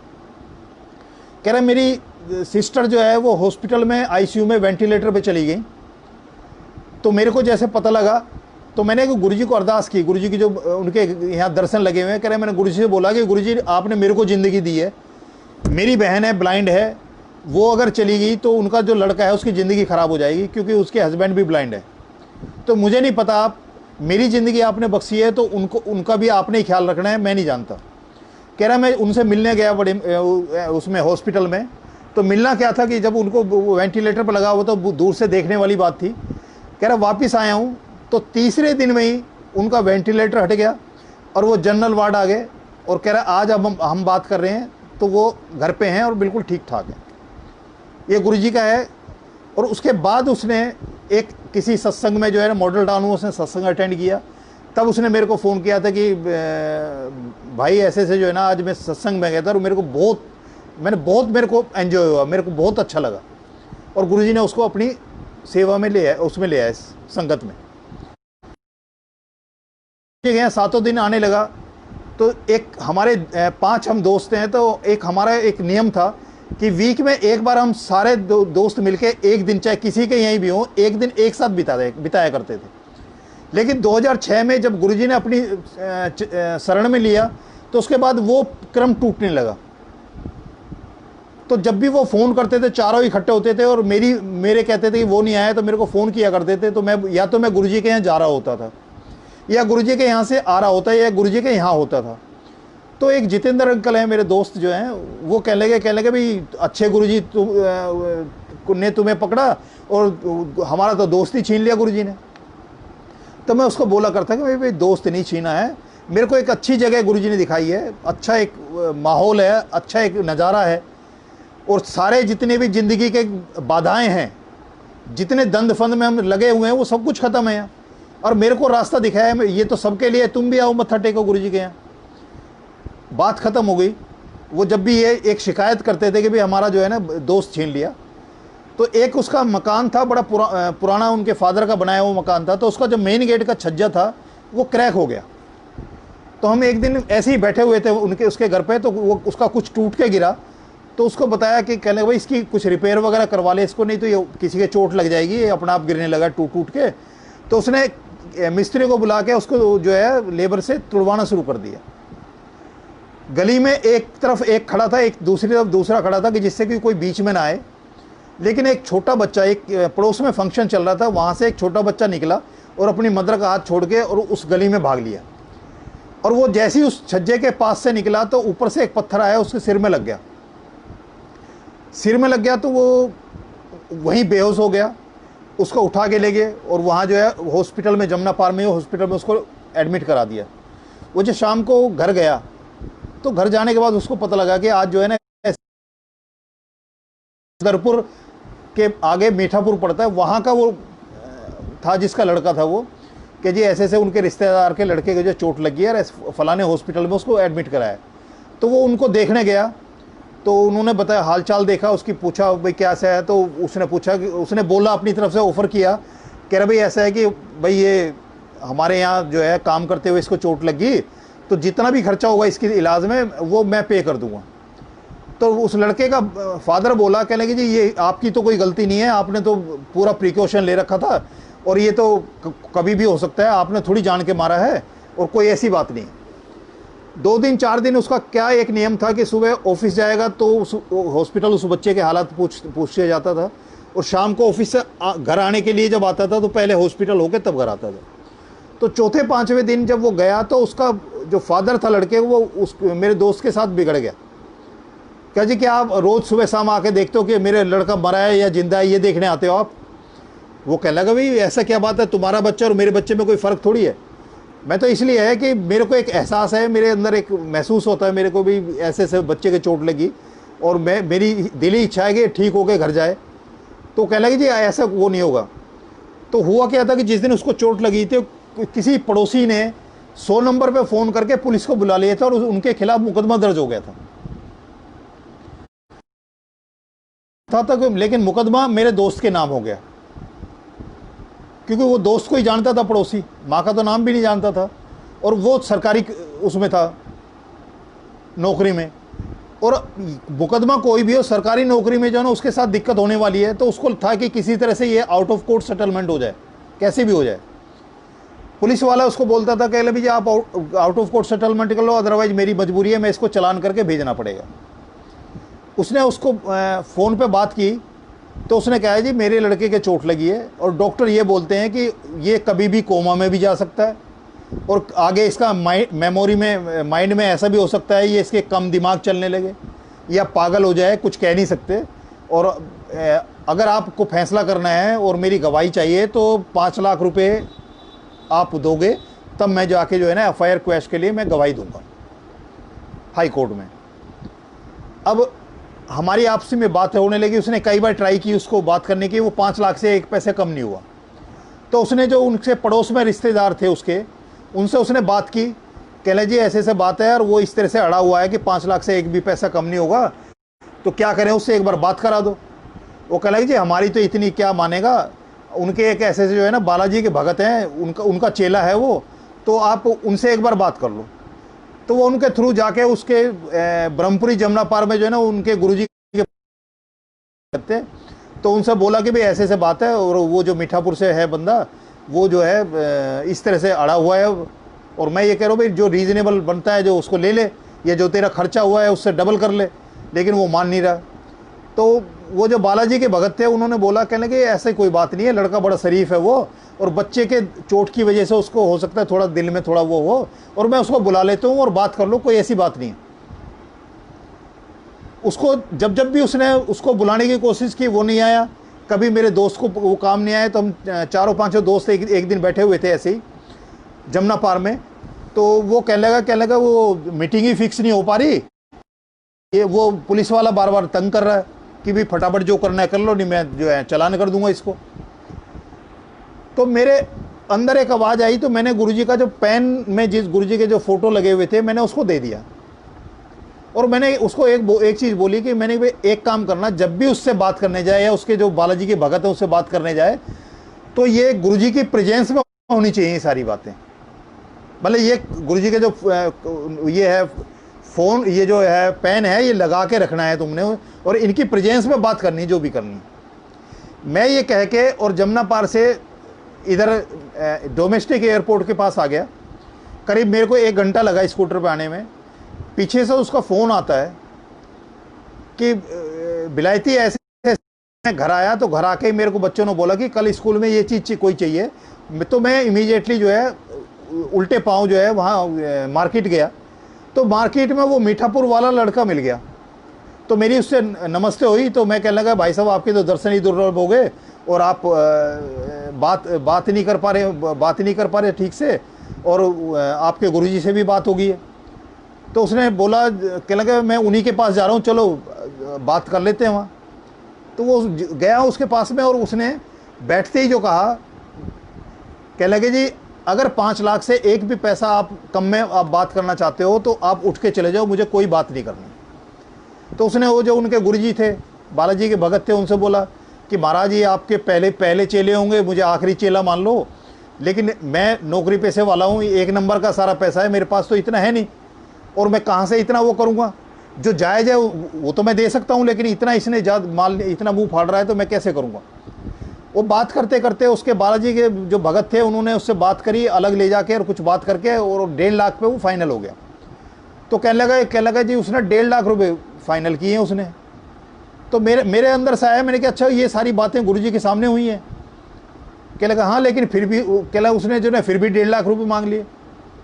मैंने कहा भाई उसने तो 5 लाख मांगे थे, बार बार वो कह रहा था 5 लाख, और आज भी उसने यही बोला था कि भाई 5 लाख से एक पैसे की भी कम कर रहे तो आप उठ के चले जाओ, मुझे कोई बात नहीं करनी। जो गुरुजी ने 3.5 लाख रुपए छुड़वा दिए उसके बारे में तो बात ही नहीं कर रहा, वो कह रहा है कि 1.5 लाख फिर भी मांग लिए। अब उसको उसके पड़ोसी से जो पता लगा, 20 तारीख जो है डेट तय हुई कि 20 तारीख तक ये 1.5 लाख रुपए दे देंगे, और वो हाई कोर्ट में जाके और वो बयान देके और वो क्वैश करा देगा FIR। पड़ोस में पता लगा कि 12 तारीख को वो बालाजी के जो भगत हैं वो अपने सारे चेलों को लेके सहपरिवार जो है पैदल दिल्ली से मेहंदीपुर बालाजी जा रहे हैं, और ये जो 1.5 लाख रुपए आपसे मांगा गया है, वहाँ एक धर्मशाला बनवा रहे हैं उनके बालाजी के भगत, ये पैसा वहाँ लगना है। अब हमारे साथ हम जब बैठ के बात करने लगे दोस्तों में, तो उसने कहा कि भाई ऐसे ऐसे बात है। तो हमने कहा कि भाई हम ऊपर वाले की मर्जी का कुछ पता नहीं लगता, एक नौकरी पैसे वाले से अगर कोई दान की बात करेगा तो वो 11 रुपये, 21 रुपये, 101, 501, 1100, 11,000, 21,000, 31,000, इससे ज़्यादा कभी नहीं जाएगा। और मैंने कि उनकी पता नहीं क्या मर्जी है, कोई अगर वो वैसे कहता है कि 1.5 लाख रुपए किसी धर्म के काम में लगाए तो एक नौकरी पेशा वाला एकदम नहीं सोच सकता। तो मैंने कि एक काम करते हैं, जब उस अच्छे काम में ही लगना है तो 20 तारीख की क्या इंतज़ार करनी है, एक काम करते हैं हम 12 तारीख को ही 12 तारीख से पहले उसको पेमेंट कर देते हैं। तो हमने तय किया, उसके पास कोई पैसा नहीं था, लेकिन गुरुजी ने ऐसे प्लॉट हमारा पड़ा हुआ था और उस प्लॉट का सौदा करा दिया। सौदा क्या करा दिया, वो आके बैठ गया कि जी मैंने लेना ही लेना है, और वो एडवांस देके चला गया, और इमीडिएटली वो 1.5 लाख रुपए उसको दिए और आगे उसको पकड़ा दिए। 12 तारीख को वो संगत के साथ जब वो बालाजी के भगत लेके जा रहे थे, दिल्ली क्रॉसिंग की जिसने पैसे पकड़े थे उसको राइट साइड जो है उसको लकवा मार गया, और उसकी फैमिली वापस अपने घर के लिए मोड़ दी उन्होंने। बोलने लायक नहीं रहा, बोलने लायक नहीं रहा, सीधे हाथ से लिखने लायक कुछ नहीं रहा। जब कोर्ट की तारीख थी, तारीख पे जब उसको फ़ोन किया तो उसके घर वालों ने बताया जी इनको तो ऐसे ऐसे लकवा मार गया और ये तो अपने आप जो है वो उठ भी नहीं सकते। अब उसका हालचाल देखने गए। अब हमें लगा कि गुरुजी से अरदास की कि गुरुजी इसने जो गलत किया, हमारी सोच अच्छी थी कि हम ये चाहते थे कि जो अच्छा काम अगर ये कर रहा है और उसमें ये पैसे शामिल हैं तो उसमें जाए। अब ये इस पे बैठ गया तो ना तो ये बोलने लायक रहा और ना ये उसमें कोर्ट में जाके साइन कर सकता, तो ये तब तक केस लुढ़का रहेगा जब तक इसकी ऐसी हालत रहेगी। और दूसरे इसके बच्चे बेकार हो गए क्योंकि कमाने वाला एक ही था ये अपने फैमिली में, और यही बैठ गया, तो अब इसके बच्चों को क्या होगा। तो मैंने खुद अरदास की, मैंने कहा गुरुजी इसको इस लायक कम से कम कर दो कि ये कोर्ट में जाके अपने बयान दे दे और साइन कर दे और अपने बच्चों के लायक हो जाए। उसी दौरान में कई बार हम गए, मैं अपने स्कूटर से गया तो मेरे स्कूटर पे पुलिस का लोगो लगा हुआ था फ्रंट पे, तो मैं उसके घर पे के सामने ही वो स्कूटर खड़ा किया करते थे अक्सर, और उसके हालचाल पूछने जाते थे। बॉम्बे से भी एक लकवे की दवाई उसको मंगा के दी थी हमने, वो सब कुछ किया, और 3-4 महीने में उसकी हालत ऐसी होगी कि वो अपने पाँव चलने भी लगा कुछ बोलने भी लगा और हाथ भी चलने लगा, लिखने के लिए भी हाथ निकलने लगा। तो जिस दिन उसको कोर्ट में ले जाना था तो मेरी ड्यूटी थी कि मैं उसको मीठापुर से और हाई कोर्ट में, दिल्ली हाई कोर्ट में लेके जाऊं। मेरे दोस्त की जो ड्यूटी थी उसका था कि उसमें वकील को वहाँ लेके जाए। हमारा ये था कि ये केस जितनी जल्दी हो सके निपट जाए तो ठीक है, क्योंकि पुलिस वाले का दबाव बार बार चल रहा था, मेरा सब कुछ तैयार है, मुझे सिर्फ ये फाइल करना है चालान। उस दिन वहाँ उसकी पेशी हुई, बयान हुए, सिग्नेचर हुए, उसका केस ख़त्म हो गया, क्वैश हो गया FIR। मैं उसको वहाँ उसके सपुर्द करके मैं वापस आ गया था अपने ऑफिस में। तो उसने बाहर आके एकदम से पूछा, कह रहा वो बड़े भाई साहब नहीं दिखाई दे रहे। तो मेरे दोस्त ने बोला कि भाई साहब की ड्यूटी कुछ ऐसी है, आना पड़ गया। तो कह जी भाई साहब क्या करते हैं? कह जी पुलिस में। वो एकदम चुप हो गया। मैं उसके घर पे करीब 5 बार मैं उसके यहाँ गया हूँ, उसका हालचाल पूछने और उसको लेने। उसके घर के सामने स्कूटर लगाया है, लोगो उसके ऊपर लगा हुआ था दिल्ली पुलिस का। उसकी पूरी फैमिली या उसको किसी को नहीं पता लगा कि मैं पुलिस में हूँ। अगर उसको ये पता लग जाए कि तेरे को ले जाने वाला घर से जो है वो पुलिस वाला है तो शायद वो मेरे साथ नहीं जाता। लेकिन पुलिस ने, गुरुजी ने कुछ ऐसा किया कि उस पूरे पीरियड में हर मुलाकात में उसके परिवार को, उसको ये एहसास ही नहीं होने दिया कि मैं पुलिस से बिलोंग करता हूँ। ये गुरुजी की मेहर है। तो ये हुआ, इसमें आपका बृहस्पतिवार को ये केस उसका हुआ। उससे पहले मेरा दोस्त सिर्फ एक बार मेरे कहने से अपनी वाइफ को लेके बड़े मंदिर गया था सोमवार के दिन। मैंने जब वो काफ़ी परेशान था इस केस से, तो एक बार वो गया था मेरे कहने से, हस्बैंड वाइफ गए थे। और वहाँ जाके उन्होंने क्या अरदास की क्या नहीं किया, मैंने तो उनको बोला था कि मांगो मत, सिर्फ मानो, आप मत्था टेको, बाकी गुरुजी पे छोड़ दो, जो होगा अच्छा होगा।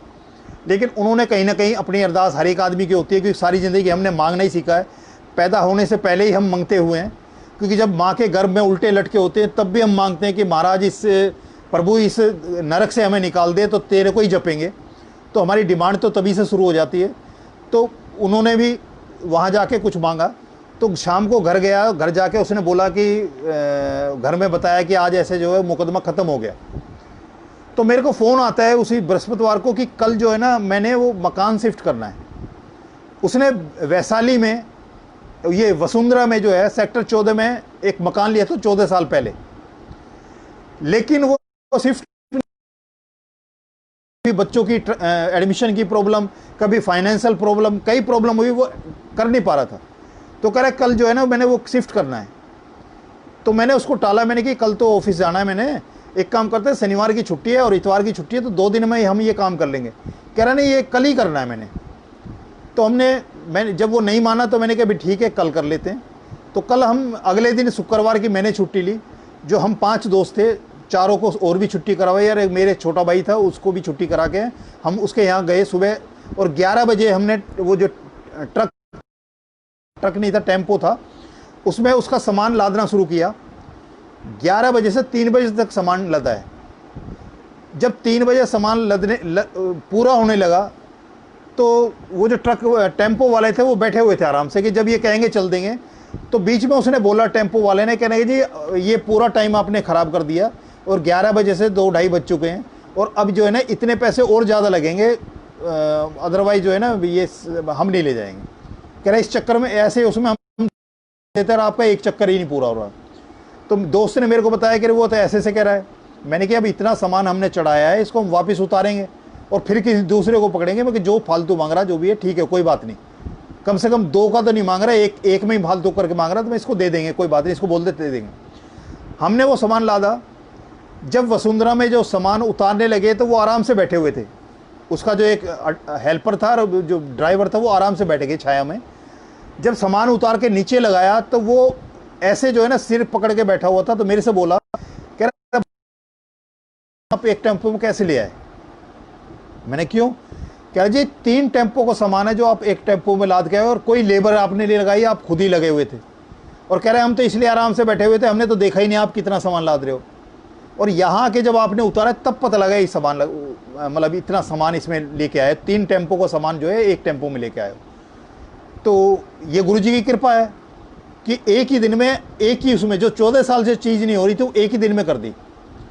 उसके बाद एक दिन उसका फ़ोन आता है, उसकी बड़ी बिटिया की शादी पीएनबी में जो है ना उसमें लगी है, कंप्यूटर साइंस से बीटेक थी, तो उसकी जब सर्विस लगी तो उसका फ़ोन आया, कह रहा भाई तेरी भाभी कह रही है कि भाई वहाँ जो गुरुजी के यहाँ जो है ना वो लड्डू प्रसाद चढ़ा के आना है। तो मैंने कहा जो गुरुजी ने जो भी करते हैं वो तुम्हारे लड्डू प्रसाद के लिए नहीं करते कि भी तुम्हें एक किलो लड्डू प्रसाद वहाँ दे आओगे तो जो है ना गुरुजी का जो काम हो जाएगा, ऐसा नहीं है, उसके लिए नहीं है। वहाँ कोई ज़रूरत नहीं है गुरुजी को, ना फूल की, ना माला की, ना प्रसाद की, ना किसी चीज़ की ज़रूरत नहीं है, आपकी किसी ज़रूरत नहीं है। और जो वो करते हैं उसकी एवज़ में उनको कुछ नहीं चाहिए। वो फिर नहीं माने तो वहाँ गए तो उन्होंने जो है वहाँ लड्डू प्रसाद ले जाके जो है, जब पहले मंडे को जो है ना संगत को अलाउड था ले जाना, तो उस समय वो लेके गए वहाँ, वो प्रसाद दे दिया। उसके बाद उसकी वाइफ ने बताया कि जब मैं पहली बार आई थी तो मैंने एक अरदास करी थी गुरुजी से कि मेरी बड़ी बिटिया जो है प्राइवेट सेक्टर में नहीं जाना, गवर्नमेंट नौकरी करना चाहती है, तो गुरुजी उसको गवर्नमेंट नौकरी दिलाना, तो मैं आपके यहाँ ये प्रसाद बांटने आऊँगी। कह रहे अभी जो 2-2.5 महीने हुए हैं हमें यहाँ पहली बार मत्था टेके हुए, तो एक तो हमारा कोर्ट से पीछा छूटा, और दूसरा वो हमारा मकान शिफ्ट हुआ जो 14 साल से हम वो कोशिश कर रहे थे, और ओवरनाइट एक ही दिन में वो सारा काम ख़त्म कर दिया। कह रहे मैं और बच्चे वहाँ बैठ के जिस दिन उस मकान में गए थे तो हमें विश्वास नहीं हो रहा था कि ये काम इतना आसान और जल्दी से हो जाएगा। तो दोस्त बोला कि जी एक काम के लिए मैं आया था कि इस केस से पीछे छूट जाए, दूसरा मेरी वाइफ ने था कि मेरी लड़की की नौकरी लग जाए, उसकी नौकरी लग गई सरकारी, और तीसरा ये काम ऐसा काम था जो 14 साल से हमसे पूरा नहीं रहता, ये गुरुजी ने बिना बोले कराया। वो उसके बाद में आज भी मेरा दोस्त ना गुरुजी के पास यहाँ कभी मत्था टेकने आया है, ना गुरुजी का उसने कोई सत्संग अटेंड किया है। उसके अपनी जो फिलॉसफी है उसके अंदर ये है कि जब आदमी बीमार होगा तभी तो हॉस्पिटल जाएगा, यानी कि जब दिक्कत आएगी तभी तो जाएंगे, जब दिक्कत ही नहीं है तो क्या जाना। एक दूसरा दोस्त है, उसकी बड़ी लड़की की शादी मेरठ में हुई, 2 बिटियां हैं उसके पास में, तो छोटी बिटिया जो थी वो मंगली थी। अब उसने मंगली की वजह से 4 साल से वो कर रहा था बड़ी लड़की की शादी करने के बाद में, और उसको कोई ऐसा बच्चा नहीं मिल रहा था जो दिल्ली में हो, उसके अंदर कोई ऐब ना हो, बड़ा परिवार ना हो, कई सारी चीज़ें थी। तो जहाँ भी जाता था जो मंगली बच्चा होता है उसमें ऑप्शंस बड़े कम हो जाते हैं और बहुत जगह कंप्रोमाइज़ करना पड़ता है। लेकिन वो चाह रहा था कि एक बिटिया तो मेरी बाहर ब्याह, दूसरी बिटिया दिल्ली में ही रहे। एक दिन हम बैठे थे तो उसने वो कहने लगा कि भाई कई जोड़ी मेरे जूते ख़राब हो गए, रगड़ गए, लेकिन जो है ना इसके लिए कोई लड़का नहीं मिल रहा। तो मैं गुरुजी के वो क्लिप वाले मेरे पास दर्शन थे, तो मैं उनको बिटिया को बुलाया। मैं कहा बेटे ऐसा है कि ये गुरुजी को अपने पास रख, अपने साथ रख, और अब जो भी कुछ करेंगे वो गुरुजी करेंगे, उन पे छोड़ दे। अपने दोस्त को भी बोल के मैं आ गया। उसके बाद एक रिश्ता किसी ने बताया यहीं सादरे के पास में ही, और उन्होंने बताया जी ऐसे ऐसे उनके पास लड़का है, आप जाके देख लो अगर आपकी बात बनती है। वो वहाँ गया, वहाँ जाके उसने बातचीत की, लड़का उसकी समझ में आया, एक इकलौता लड़का था। तो उसने बताया कि भाई मेरी लड़की जो है वो तो मंगली है। तो वो कहने लगे जी कि आप कैसे कह रहे हो मंगली है? कह रहे जी बचपन से पता है, इसकी जन्मपत्री बनवा, तो जन्मपत्री के हिसाब से ये मंगली है। तो उसकी जो आज सांस है उस सांस ने बोला, कह लीजिए एक काम करो आप वो जन्मपत्री जो है ना आप हमें भिजवा दो, हम भी लड़के की और इसकी भी दिखवा लेते हैं और ये भी दिखवा लेते हैं। 1 हफ्ते के बाद उसने फ़ोन किया अपने भतीजे से जो है वो भिजवाई जन्मपत्री, और 1 हफ्ते बाद उसने ये फ़ोन किया कि वापस उसे पता था कि मंगली है और उनका लड़का मंगली नहीं है, तो रिश्ता तो होना ही नहीं है। तो उसने वो जो है जाके फ़ोन किया, कह लगे जी वो जन्मपत्री भिजवाई थी वो दिखा ली? कह रहा हाँ जी दिखा ली। कह लगे जी हमने तो 3 बड़े बड़े जो ज्योतिषी हैं उनको दिखाई है, और आप कैसे कह रहे हो कि लड़की जो है आपकी मंगली है? वो तो उसमें तो कोई मंगली है ही नहीं उसमें। वो कह लगे जी मेरी लड़की तो मंगली है। कह लगे चलो, कह रहे जी हमें तो कोई ऑब्जेक्शन नहीं है, हमने तो दिखवा लिया, हमारी तरफ से सब कुछ ठीक है, और आप आगे बात बढ़ाओ। तो आगे बात बढ़ाई तो लड़की उन्होंने देख ली। लड़की देखने के बाद कह लगे हाँ जी अब क्या विचार है? ये कहने लगा जी वो तो ठीक है, लेकिन आपके लड़के से मेरी जो बेटी है वो 1 साल बड़ी है, तो उसकी सांस कहने लगी जी देखने में जो है आपकी जो बिटिया है वो करीब मेरे लड़के से 4-5 साल छोटी लगती है अपीयरेंस में, और कह रहे मुझे तो कोई दिक्कत नहीं है, ना मेरे बेटे को दिक्कत है, आप बताओ आपको कोई परेशानी है तो आप बताओ। वो कहने लगी जी जब आपको दिक्कत नहीं है तो मुझे क्या दिक्कत है। वो उसकी शादी वहाँ हुई, एक बेटा और एक बिटिया उसको ब्लेस हैं। गुरुजी के यहाँ कभी उसने बिटिया ने कभी जो है ना कभी सोचा ना कभी आए, क्योंकि उनका जो पापा हैं वही बहुत साल बाद जो गर्ग अंकल हैं, बिहार अंकल जो हैं वहाँ जमुना पार में, उनके एक सत्संग में वो पहली बार गए थे। मेरे जो दोस्त हैं जिनकी बिटिया वो है, और सब कुछ उनका ठीक चल रहा है जैसा वो चाहते थे, दिल्ली में वो हो और लड़का जो है ज़्यादा बड़ा परिवार ना हो, लड़के में कोई ऐब ना हो, काम धंधा ठीक हो, सब कुछ उसको मिला। तो ये गुरुजी की अपना तरीका है कि मेरे साथ जो जुड़े हुए हैं उनका भी वो गुरुजी कल्याण करते हैं, बिना इसके कि वो गुरुजी तक वो आया है या नहीं आया।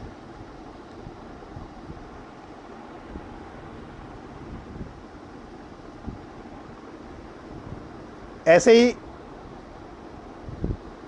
बड़े मंदिर में जब सेवा किया करते थे तो पहले गुरुजी सेवादार जो अपने सेवादारों को देखते थे, तो कि गुरुजी ने वीआईपी संगत रखी हुई है अपनी, तो सेवादार भी वीआईपी हो जाते हैं। तो गुरुजी पहले किया करते थे कि भी जो सेवा जो सीखनी है ना वो राधा स्वामी वालों से पूछो, एक ऐसा वो गुरुजी बोला करते थे। उसी के उसमें एक बार हम सेवा कर रहे थे बड़े मंदिर में और गुरुजी का आना हुआ, तो जब वो स्टेयर चल रहे थे हमें जो पास करके गुरुजी निकल रहे थे, तो गुरुजी ने चलते हुए बोले कि जो साथ में संगत थी गुरुजी के साथ में सेवादार थे कि वेखा साड़ी संगत भी जो है ना राधा साम्या वर्गीय हो गई है। तो हमारे कानों में जब पड़ा कि पहले गुरुजी कहते थे कि सेवा सीखनी है तो राधा स्वामी से सीखो, और वो बोल के जा रहे हैं गुरुजी कि हमारी भी संगत देखा है, हमारी संगत भी गुरुजी राधा स्वामी वर्गीय हो गई है। तो हमें लगा कि गुरुजी ने एक ऐसा सर्टिफिकेट हमें दे दिया कि हाँ मतलब हमें जो सेवा बख्शी है उस पर एक स्टैंप लगा दिए कि हाँ सेवा करो। तो वो एक गुरुजी का अपना तरीका था सेवा बख्शने का, क्योंकि सेवा बख्शते भी गुरुजी हैं और सेवा कराते भी गुरुजी हैं। ऐसी बड़े मंदिर में एक बार ठंड के दिन थे, जब यहाँ से एम्पायर स्टेट से वहाँ जो है संगत लगनी शुरू हो गई थी, 2 दिन लगती, थर्सडे और सैटरडे जो लगा करती थी। तो सर्दियों के दिनों में क्या था कि हैंड वॉश जो है ना मैनुअली कराया जाता था, जैसे एम्पायर स्टेट में मैनुअली होता था ऐसे हैंड वॉश वहाँ कराया जाता था। तो मैनुअली जहाँ बाहर करते थे, जहाँ पेंट्री है उसके सामने वो लगता था उसका हैंड वॉश कराने का, और नीचे से जो है लंगर हॉल से संगत आती थी, हैंड वॉश करती थी, फिर जल प्रसाद लेके और आगे जो है गुरुजी से आगे लेके जाते थे। तो एक सेवादार अंकल थे, वो आए तो उन्होंने देखा कि कहले अंकल सर्दी बहुत हो रही है और संगत नंगे पाँव, यहाँ सेवादार नंगे पाँव खड़े हैं, तो एक काम करो नीचे आप जो है ना इसके वो लगा लो, कुछ फट्टा वगैरह या कुछ नीचे रख लो कपड़ा वगैरह। मैं कहने लगा जी अंकल जब गुरुजी सेवा जो करा रहे हैं तो उसकी लगाने की जरूरत नहीं है। तो नेक्स्ट डे जो है ना वो लेके आगे पटरियाँ लेके आगे हो कि इसके ऊपर खड़े होकर सेवा करो। अब हम जैसे उसमें जो सेवादार खड़ा किया वो पटरी पे खड़ा किया तो उसको ठंड लगी, नीचे खड़ा हो तो उसको गर्माहट हो। तो उसने मेरे को बोला कि अंकल, जब वो नीचे खड़ा था मैंने कि भाई वो ये पटरियाँ आ गई तो इन पटरियों पे खड़े हो जाओ। तो वो कहने लगे अंकल क्या करें, आंटी थे, आंटी कहने लगी अंकल क्या करें, इसके ऊपर ठंड लग रही है नीचे गर्म लग रहा है। तो मैंने खड़े होकर देखा, तो मैंने खड़े होकर देखा तो उस पटरी पे ठंडक थी और नीचे गर्मी थी।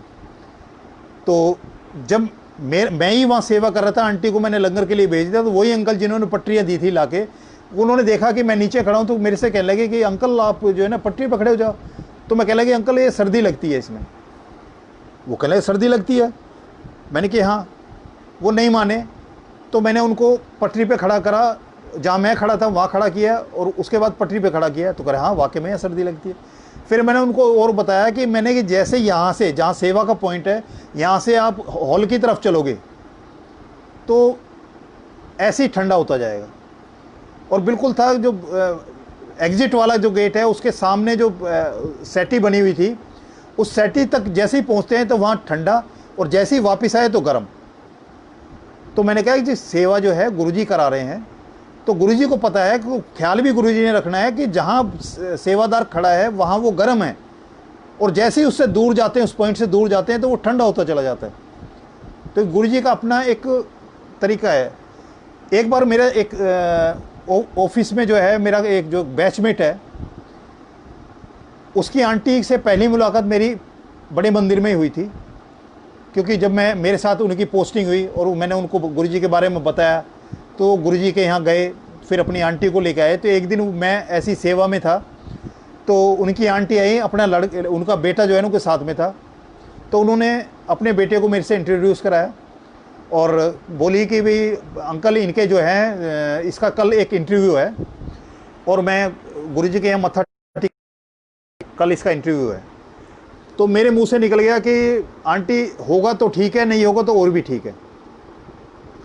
हमारी इतनी मुलाकात नहीं थी, आंटी को वो बात बुरी लगी कि मैंने दो टूक में बात होगी उस लड़के के सामने, जिसको घर से मोटिवेट करके आ रही थी कि जाके जो है ना गुरुजी को मत्था टेक और तेरा कल वहाँ काम हो जाएगा। कुछ दिन बाद जो है, महीना 1.5 महीने बाद, वो एक दिन मेरे को अकेले में अलग ले गए और ले जाके मेरे को बोले कि जिस दिन मैं मत्था टिकाने आई थी और आपने दो टूक बात करी कि भाई होगा तो ठीक है, नहीं होगा तो और भी ठीक है, तो मेरे को र्यूड बात जो है ना मेरे लड़के के सामने बोल दी और उसका दिल टूट गया, और मेरे को लगा कि मैं तो बच्चे को मोटिवेट करके लाई थी और आप वो हो गया। कह रहा हकीकत में ये हुआ यही है कि जहाँ के लिए मैं मत्था टिकाने लाई थी वहाँ काम नहीं हुआ, वहाँ इसका सिलेक्शन नहीं हुआ, लेकिन जहाँ इसका सिलेक्शन हुआ है वहाँ हमारी सोच में नहीं था, हमारी सोच में वहाँ नहीं था। तो कह लगे आज मैं अपनी गिल्टी कॉन्शियस जो थी कि मैंने आपके बारे में ऐसा सोचा, मैं अपनी तरफ से अपना वो कर रही हूँ, एडमिट कर रही हूँ कि मेरे दिल में जो उस दिन आपके प्रति जो भाव आया था वो गलत था, और मैं उसके लिए सॉरी बोलती हूँ। मैंने कहा आंटी मुझे तो नहीं पता मैंने क्या बोला था, लेकिन हो सकता है क्योंकि गुरुजी अचानक कई दफ़ा ऐसी संगत में कुछ मुँह से निकलवा देते हैं, तो आदेश उनका होता है और जिसके लिए होता है उसके लिए बुलवा देते हैं, तो कोई बात नहीं है। तो ऐसे ही एक बार रात को जैसे सेवा करके पूरा फिनिश करके जैसे बड़े मंदिर से निकलते थे, तो मंदिर से एक दिन मैं निकला तो वहाँ एक जल प्रसाद की वो रखी हुई थी, प्राइवेट एक वो थी बोतल। तो मैंने सबसे पूछ लिया, जितने सेवादार बचे हुए थे वहाँ सारे सबको पूछ लिया कि किसकी है, किसी को सबने बताया कि हमारी नहीं है। मुझे लगा हो सकता है किसी की है, रख के भूल गया है, अभी याद नहीं आ रही, तो मैं हाथ में लेके जा रहा था। पूरे मंदिर में एक राउंड लगा लिया था, लेकिन उसको किसी ने पूछा नहीं मेरे को। अचानक एक आंटी मेरे सामने से ऐसे आई और अंदर से मेरे को लगा कि इन आंटी को दे दो, और मैंने वो आंटी को वो चुपचाप वो जल प्रसाद की बोतल दे दी। बात आई गई होगी। एक दिन मैं सेवा में ऐसी व्यस्त था, तो वो आंटी मेरे को मिली और मेरे के कहले आंटी अंकल आपका थैंक यू, और आपने जो है उस दिन मेरे को जल प्रसाद दिया। तो मैंने कहा जी जल प्रसाद मैंने तो नहीं दिया, लेकिन मैं उसको सारे में घूम लिया, जिसका था मुझे नहीं पता, लेकिन मुझे तो यही था कि गुरुजी ने आपके लिए रखा था। कह रहे अंकल उस दिन मैं जब मत्था टेकने आई थी, रात को लेट आई थी, हॉस्पिटल से थी, और मेरे लड़के को बेटे को डेंगू हुआ था, और उसके 20,000 से कम जो है प्लेटलेट्स रह गए थे, और डॉक्टर ने ये बोला था कि अगर सुबह इसने पकड़ ली तो बहुत ज़्यादा मानना, अदरवाइज़ कह नहीं सकते क्या होगा। तो और आपने जल प्रसाद दिया, मैं यहाँ से सीधा हॉस्पिटल गई थी, और हॉस्पिटल जाके मैंने वो जल प्रसाद जो है ना बच्चों को पिलाया, और सुबह तक उसके जो है वो प्लेटलेट्स जो है ना 50,000 से ऊपर चले गए, 50 और 70 के बीच में कहीं वेरी की है उसने, और कह लगा वो बेटा जो है ना खतरे से बाहर है और घर आ गया। तो मैं इसलिए आपको थैंक यू करूँ। मैंने कहा मेरे को तो नहीं पता, ये गुरुजी को पता है कि किसके साथ क्या समस्या होने वाली है, तो ये गुरुजी जानते हैं, तो इसलिए गुरुजी ने जो कराना था वो गुरुजी जानते हैं।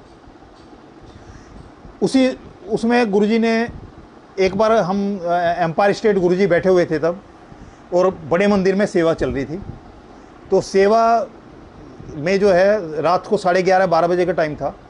बड़े माली अंकल जो है ना एम्पायर स्टेट से आए, तो उन्होंने जो है हमारे से बोला कि ये गुरुजी ने प्रसाद भेजा है, जो बीडी जेथरा अंकल हैं उनके बड़े लड़के हैं सुमित जेथरा, कह रहे उनको अभी देके आना है।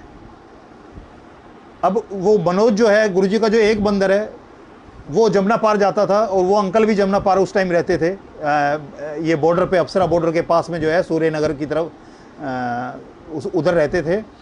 तो उन्होंने फ़ोन किया सुमित जेथरा अंकल को कि अंकल आप कहाँ हो। तो उसने बताया नहीं उसने कहाँ हो, उसने टाल मटोल की। तो उसने बोला कि नहीं भी, गुरुजी ने ऐसे ऐसे प्रसाद भेजा है और अभी आपको दे के आना है। आप मुझे बताओ कि आप जहाँ रह हो, अपने पेरेंट्स के साथ हो या इन लॉज के यहाँ हो, आप मेरे को जहाँ बताओगे मैं वहाँ आऊँगा, मेरे को आना है अभी। तब उसने बताया सुमित अंकल ने कि अंकल ऐसे ऐसे जो है ना, आंटी और मैं जो है ना, आंटी को एडमिट कराया हुआ है, और डॉक्टर ने हमें बोला है कि बच्चों में से या उसमें से माँ में से एक कोई बच सकता है, आप डिसाइड कर लो किसको हमने बचाना है।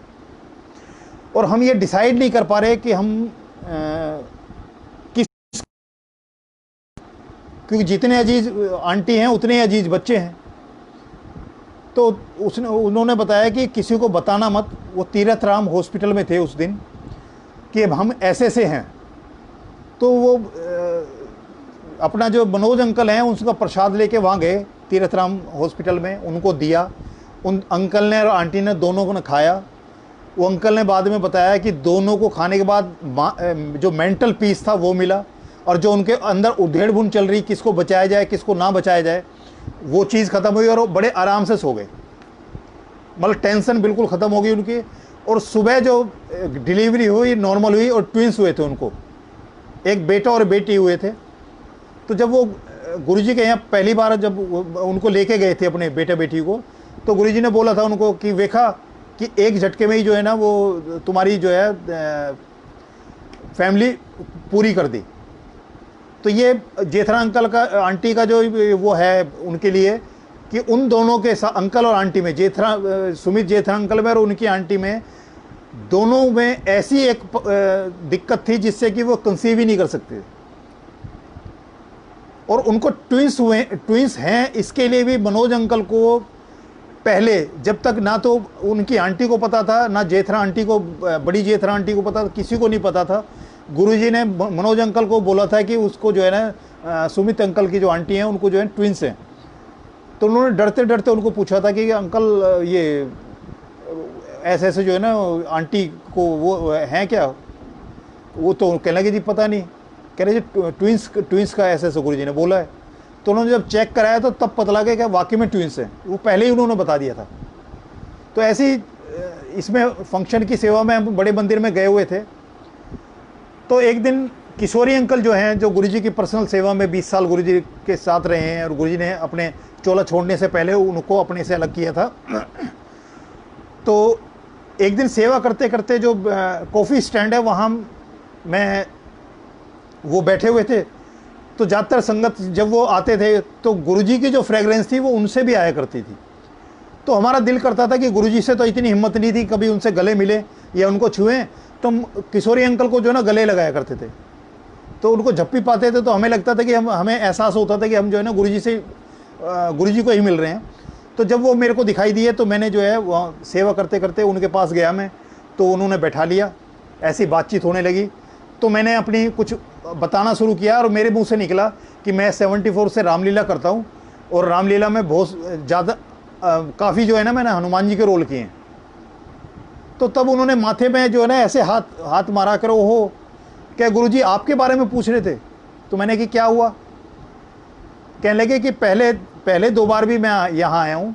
तो पहली बार गुरुजी ने भेजा था एम्पायर स्टेट से कि जा वेख बड़े मंदिर कौन कौन आएंगे और कौन संगत आई है और वो क्या कर रहे हैं, क्या सेवा कर रहे हैं। तो कि पहली बार मैं गया तो कह रहे गुरुजी ने पूछा कि यहाँ कौन कौन सीगा। तो मैंने बताया कि जैसे गुरुजी 3 बंदर थे, ये थे, वो सबके बताए, और क्या क्या कर रहे थे, क्या सेवा कर रहे थे वो भी उनको बताया। तो गुरुजी ने छूटते पूछा, कह लगे हनुमान जी से मिले। तो कह रहे मेरी समझ में नहीं आया। कह रहे उन्हीं सेवा के दौरान में दोबारा फिर जो है ना गुरुजी ने किशोरी अंकल को भेजा बड़े मंदिर में, यही देखने के लिए कि कौन कौन संगत आई है सेवा के लिए और वो क्या कर रही है। तो दोबारा जब गए उन्होंने, तो उन्होंने सारा वो एक्सप्लेन किया कि 3 बंदर थे, ये थे, वो सब, उसमें जेठरा अंकल भी आते थे, वो और अंकल भी आते थे, सूद अंकल आंटी भी आते थे। तो उस समय काफ़ी संगत थी।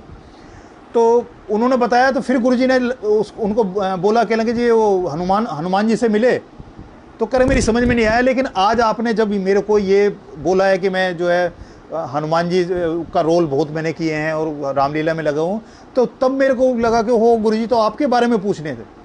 तो गुरुजी ने मेरे को जो एक हनुमान जी की जो एक वो उपाधि थी, तो वो अपने आप ही एक गुरुजी ने जो किशोरी अंकल को बताया कि वो तो आपके बारे में गुरुजी बार बार पूछते थे। और वो सेना और वो जो हनुमान जी की सेना है, वो गुरुजी ने आज भी रख छोड़ी है अपनी शरण में, और आज भी वो जो सेवा बख्शी हैं, वो गुरुजी की बख्शी हुई सेवाएं आज भी चल रही हैं। वो सब तब से चला हुआ है उसका मामला।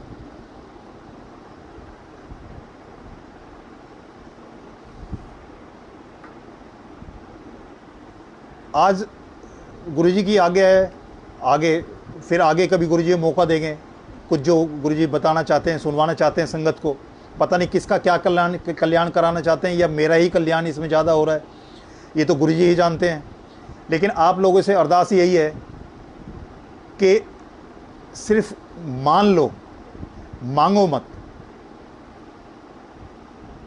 मान लो, गुरुजी की को मानने से गुरुजी की मानना शुरू कर दो, सबका कल्याण होगा।